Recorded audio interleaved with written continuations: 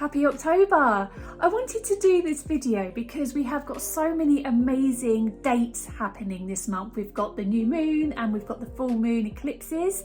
We've got lovely festivals happening this month. Spooky season is upon us. I'm going to jump in and talk about the moons straight away. So our first moon is the new moon on the 14th of October for the Northern Hemisphere, and for most Southern Hemisphere countries you're looking around the 15th. Do check though, because depending where you are in the world can really influence when that peak happens. October is dominated by two star signs. We've got Libra up until the 23rd, and then it swaps over to Scorpio. Two very different signs indeed, bringing very different energies into your month. We've got the balance of Libra against the sting in the tail of Scorpio. So we're going to be trying to balance our life, but we're going to be wanting to tell people exactly what we think. As the new moon is in the sign Libra, it's going to be about detoxifying your life a little bit more. Really getting rid of all of the baggage you've carried over the summer. You know, you've had a great time, you might have picked up some energies you don't really need or want anymore. It's about getting rid of them and allowing your time and your energy and your body and your aura just to be a little bit more zen as you conserve your energy. Relationships are going to be the theme of the new moon. You're going to want to perhaps press that reset button. It might be unfortunately ending a relationship, it might be resetting and refreshing your relationship, putting a little bit more passion and oomph into it. Whatever it may be, whatever is right for you, this is the time to do it, because you're going to have the support from the cosmos to absolutely make it happen. However, you might be having a few issues with colleagues, you might be having a few issues with family members or friends in general. There's going to be a power struggle. You are really wanting to get something going in your life. You are really wanting to make improvements in places and areas of your life, and you are coming up against some massive resistance. But some people think they know better than you. Sometimes you need to just give them a little bit of give and allow them to think they are. But deep down, that power struggle is going to ignite you into making the decisions you need to make to get exactly where you are. So it's going to be a little bit of a testy time for you, but know that the new moon does bring new beginnings, new starts, luck. So it's all going to be definitely happening for a good reason. It wouldn't be the crystal bar if I didn't give you some guidance about what crystals you could carry. I would say for the new moon, you want to be getting yourself some sodalite so you can communicate better. Lapis lazuli will help you communicate, but also give you warrior vibes as you take on that person. Also as well, clear quartz for some mental clarity.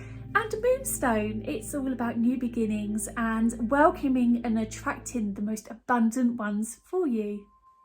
Now let's skip forward to the full moon. That is going to happen on the 28th of October if you're in the Northern Hemisphere around London, and it's going to be on the 29th if you're in Australia. Again, check the times for your country. However, all of that work you were doing on the new moon is going to have a real big influence on this full moon. The full moon is all about letting go. It's about giving thanks for what you have received, but mainly it's about letting go now.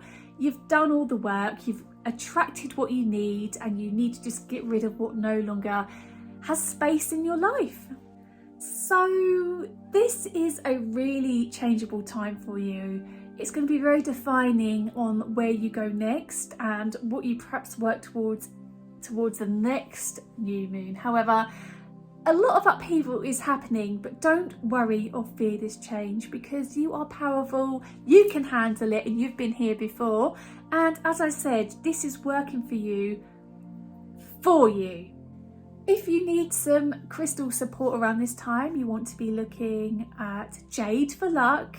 You want to be looking at orange selenite for some zen, reflex reflection, some calm and just chilling out time. And Labradorite.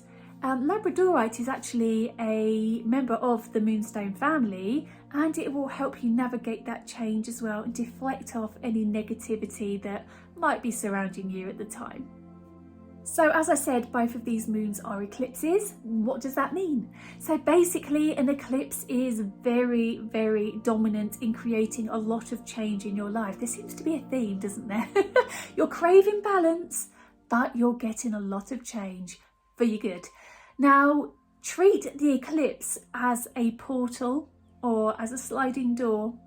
If you no longer like the life you are leading or need to leave something behind, use this energy to step into what you are craving and who you are craving to be, because it's there for you.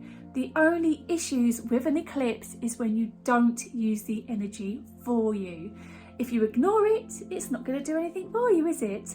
And whilst we're talking eclipses, there is a big debate about whether the energy of the eclipse is good to work with for rituals, for cleansing your crystals and so on.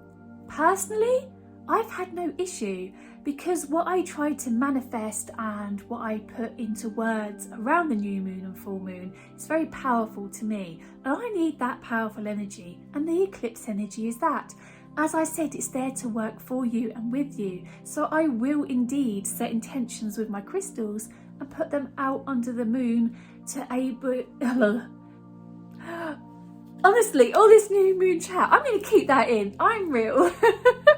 All this eclipse chat has got to my mind. But what I'm saying is, use that wobbly energy, but just know that it is. So you might have a little bit of a volatile time whilst everything works out for your good. But it's just like Moldavite. Things are going to come crashing towards you, and just know that you are going to get exactly what you want. So if you've stuck with me up till this point and all the waffling, thank you. There's a couple of festivals I want to talk to you about that are so lovely to celebrate during October. On the 4th of October is Animal Blessing Day. It's a day for giving thanks and loving your animals and your creatures in your life, for thanking them for allowing you to be their guardian and keeping them safe and healthy. Take them on a long walk, feed them lovely foods, play their favourite games with them, pamper them. This is the day to make your animals feel like absolute royalty. I know you already think that anyway, but this is the day to show them.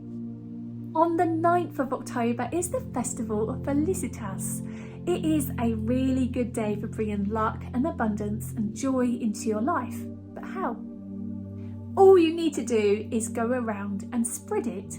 Be kind to people, tell people how much you think of them, show gratitude, do good deeds and gestures throughout the day, and you will be rewarded tenfold by having all of that coming back to you. On the 31st of October is Halloween, a day of merriment and celebrating and trick-or-treating, candy apples, pumpkins. I don't know how you celebrate, but have fun. Secondly is Samhain. It is the pagan festival. It is a celebration of the end of the harvest and welcoming in the winter. And it's also the pagan start of the new year. A day where people have bonfires and celebrate with feasts and festivals and having a great time with their friends and singing the new year.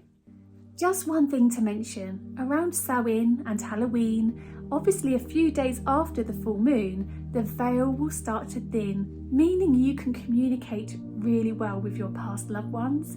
And if you have any spiritual gifts, these will be heightened. So don't fret or worry, but if you're planning to do some spiritual work, this would be a really beneficial time for you.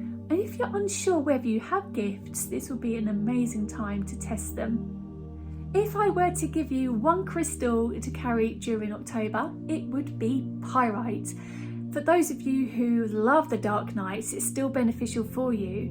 But for those of you who aren't so keen, it will give you some warmth and sunshine and light in your life as you go about your day. It will still keep you uplifted, and lots of luck will flow to you as well. It's abundant. Just think of it like a sparkler radiating light around you.